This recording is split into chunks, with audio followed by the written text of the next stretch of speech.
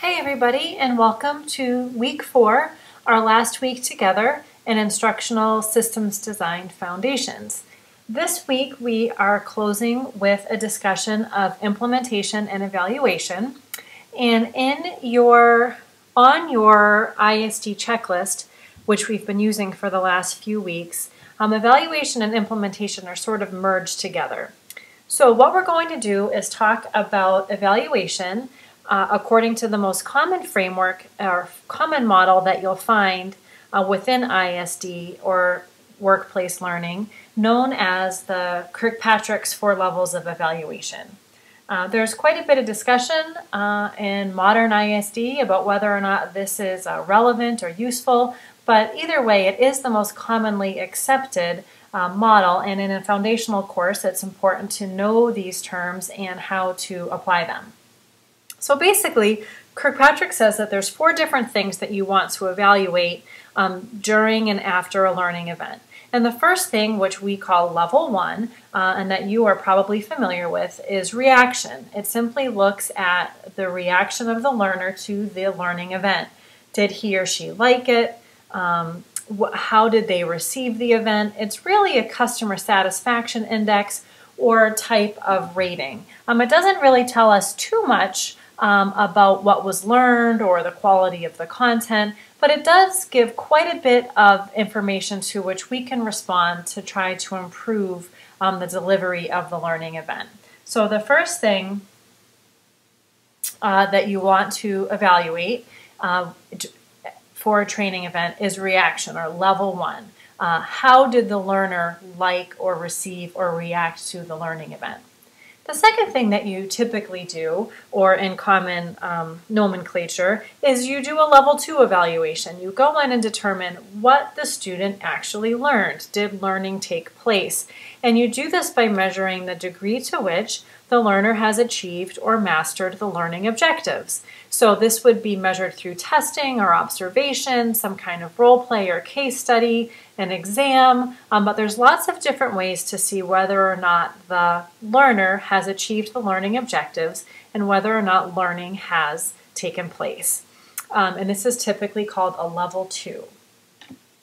And you can't do a level 2 evaluation of learning unless you have some sort of idea of what your training event is intended to accomplish. And we talked about this all the way back in week 1 when we did our in 2 sentences activity, trying to identify the skills or knowledge that the training was going to address. And these are then formulated into learning objectives, and then they flow all the way through the design plan, the lesson plan, and into the evaluation. Then we want to look at behavior. To what degree did behavior change as a result of this learning event? And if we follow through Gagne's 9 elements of instruction, steps 4, 5, 6, and 7 all relate to level 2, which is learning, delivery of new content, presentation of new material, feedback, practice, and the learner really experimenting with the new behavior, the new knowledge. The final step, which is enhancing retention and transfer, relates to behavior. To what degree has the learner been able to take the learning or lessons out of the classroom and into the workplace? And the more you can blur the boundaries between the two during the learning event, the more likely that the learner will be able to translate and transfer that learning to behavior and do things differently or better as a result of the learning event. So level 3, which is behavior, is really looking at the degree to which behavior has changed because learning has occurred. It's a pretty precarious, rather tentative relationship, but Kirkpatrick's model is aiming to link the two and evaluate and collect data on both. And then finally, we want to look at results. To what degree did organizational performance improve, or were organizational outcomes impacted, hopefully positively, as a result of this cumulative change in behavior, as a result of this aggregate increase in knowledge and skills among all of the learners? So what was the impact to the organization? And when you think back to, again, our in 2 sentences activity that we did in week 1, that's exactly what we're trying to do. We're trying to look at a measure of success. How will we know this training was successful? What will be the impact to the organization? What will have been better or different or improved as a result of the event? So this is the basic model. And what you're going to do this week is try to write a strategy for how you intend to capture each one of these types of evaluation data.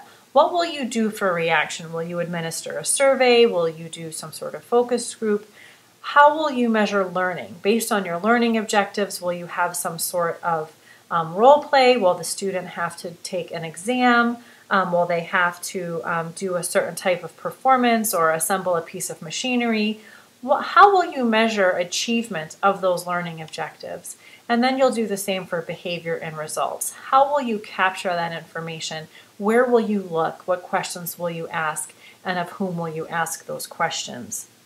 To help you with that activity, I recommend you read through Essentials of Evaluation, which is the reading for this week. It's an InfoLine publication by ASTD, and it really gives you some key questions to ask and considerations to make during each stage of your data collection process through evaluation. So think through that triangular model, understand that it's a little rudimentary, but it is sort of standard nomenclature and standard foundational process, and then read this Essentials of Evaluation article and try to draft out an evaluation strategy for how you would go about collecting level 1 through level 4 evaluation data on the project on which you're working for this course.